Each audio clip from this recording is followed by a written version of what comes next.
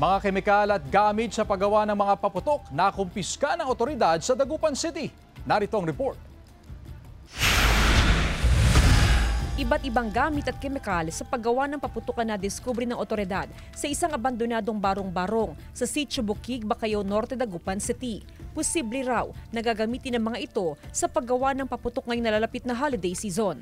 Nakita po sa area yung isang shanty na merong mga chemicals, materials na ginagamit po sa paggawa ng firecrackers po, ma'am. Inaalam pa po ng ating mga membro ng ating City Intelligence and City Investigation Office po yung pagkakilala ng pagmamayari ng shanty, ma'am.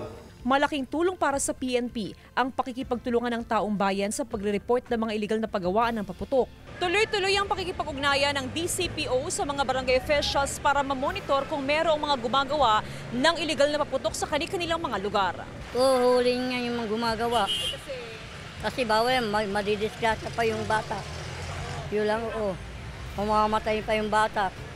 Saka yung mga kapitbahay, delikado. Oo, tapos masusunog pa. Samantala, sinampahan na ng DCPO ng kasong paglabag sa RA 7138 o ang batas na nagre-regulate sa pagbebenta, pagmanufacture at pamamahagi at paggamit ng paputok at iba pang pyrotechnic devices ang operator ng iligal na paggawa ng paputok na sumabog kamakailan sa Barangay Tabeng. Last week po ay nakapag-file na po ng kaso ang ating tanggapan po. Laban po dun sa operator po. Kasama si Daryl Peralta, Jasmine Gabriel Galban, One North Central Luzon.